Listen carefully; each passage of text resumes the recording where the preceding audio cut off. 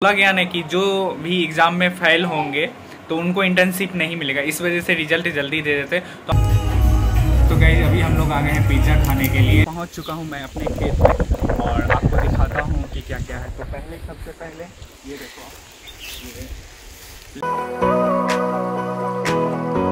तो hello guys, स्वागत है आपका एक और न्यू ब्लॉग के साथ। सो गाइस आज हम लोगों का आज नहीं, कल हम लोगों का सेकेंड टर्म का रिज़ल्ट आ गया। मैं आपको थोड़ी देर में बताता हूँ रिज़ल्ट में क्या हुआ, पास हुआ नहीं हुआ, तो मिलता हूँ बस थोड़ी देर में। मैं मणिपाल ट्रेनिंग के लिए गया था, तो पापा ने बगल में ही ज़मीन लिया था, तो उसमें वेजिटेबल रोपा गया है, तो वेजिटेबल हो गया। और मैं परसों आया हूँ तो मैं भी नहीं देखा हूँ, और चलता हूँ और दिखाता हूँ आपको क्या क्या रोपा गया है, क्या क्या नहीं है। और मेरे साथ छोटू है, ये बहुत दिनों के बाद ये शर्मा रहा है, तो चलता हूँ और दिखाता हूँ। तो गाइस पहुँच चुका हूँ मैं अपने खेत में और आपको दिखाता हूँ कि क्या क्या है। तो सबसे पहले ये देखो गाइस, ये यहाँ पे लेडी फिंगर है।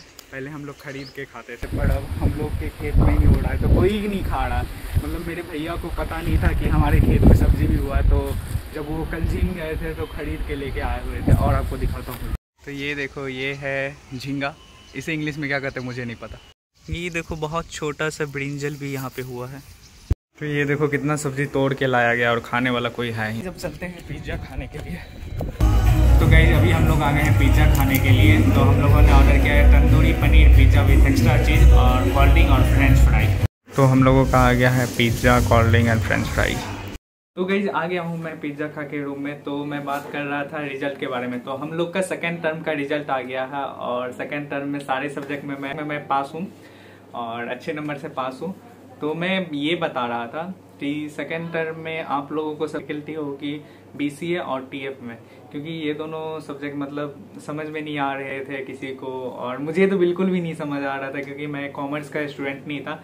तो अगर जो सेकेंड टर्म का एग्ज़ाम देने वाले हैं तो वो एक चीज़ ज़रूर ध्यान दें, अगर आपकी क्लास में कोई कॉमर्स बैकग्राउंड का स्टूडेंट है या कोई आपका फ्रेंड है तो आप उससे बैलेंस शीट सीख लो, क्योंकि मोस्टली क्वेश्चन जो होते हैं BCA के बैलेंस शीट से ही आते हैं। और TF में आप एक्सचेंज रेट पढ़ लो, इंटर बैंक, फॉरवर्ड रेटिंग, ये सब सीख लो, तो पास होने के चांसेस बहुत ज़्यादा हैं। तो और आप लोग डरो मत बिल्कुल भी, मतलब पास हो जाओगे, बस ये सब सीख लो। सीनियर मुझे फ़ोन करके बोलते हैं अभी भी कि मतलब भाई मुझे समझ नहीं आ रहा BCA और TF में। तो आप लोग ये करो कि मतलब आपकी क्लास में कोई भी कॉमर्स बैकग्राउंड के स्टूडेंट हैं तो आप उनसे बैलेंस शीट सीख लो अच्छे से बनाना। और TF में वो एक्सचेंज रेट सीख लो। एक्सचेंज रेट में आप इंटर बैंक और मार्जिन और फॉरवर्ड रेटिंग ये सब निकालना सीख लो, तो मतलब थोड़ा बहुत चांसेस हो जाएंगे पास होने के। मोस्टली ये दोनों सब्जेक्ट बहुत ही ज़्यादा डिफ़िकल्ट है। और मैं उन्नति को थैंक यू बोलना चाहूँगा, क्योंकि उन्नति की वजह से मेरा BCA और TF, क्योंकि उन्नति ने मुझे बैलेंस शीट बनाना सिखाया। और उन्नति का एक चीज़ था कि मैं जब बोलता था कि हाँ समझ गया, उसने पूछा मेरे से कि तुम समझ गए, तो मैं बोला हाँ समझ गया, तो बोलता था नहीं बना। तो ये उन्नति करके, ऐसे करके उन्नति ने मुझे अच्छे से बैलेंस शीट सिखा दिया। और TF में मुझे मार्जिन रेट, फॉरवर्डिंग रेट और इंटर बैंक रेट ये सब बनाना सिखा दिया, तो थैंक यू उन्नति। जब हम लोग के एग्ज़ाम स्टार्ट हुए तो 4 दिन का हम लोगों का एग्ज़ाम था। 4 दिन में मतलब 96 आवर होते हैं। मैं 8 घंटा बस सोया था। मैं क्या, सारे स्टूडेंट मतलब सोए ही नहीं थे एग्ज़ाम में, क्योंकि सेकेंड टर्म में जैसे ही आप आओगे तो बहुत ज़्यादा हार्ड होगा। मतलब मोस्टली तो उसके लिए सबसे ज़्यादा हार्ड होगा जो कि कॉमर्स बैकग्राउंड से नहीं है, मतलब उनको तो समझ ही नहीं आएगा, जैसे मुझे नहीं आ रहा था। पर सब कुछ अच्छे से हो गया फाइनली। एक चीज़ मैं आपको बताना भूल गया, जिसके वजह से मैं फिर से रिशूट कर रहा हूँ।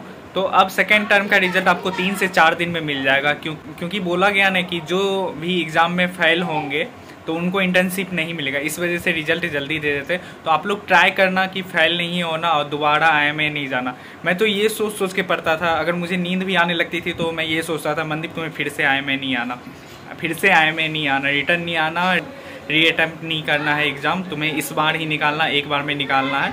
तो आप भी कोशिश करना कि मतलब पास हो जाओ, नहीं तो आपको इंटर्नशिप नहीं मिलेगी। और मोस्टली आप लोग पढ़ो, मैं यही कहूँगा सेकेंड टर्म में पढ़ो। तो आज का ब्लॉग यहीं करता हूँ, मिलता हूँ नेक्स्ट ब्लॉग में।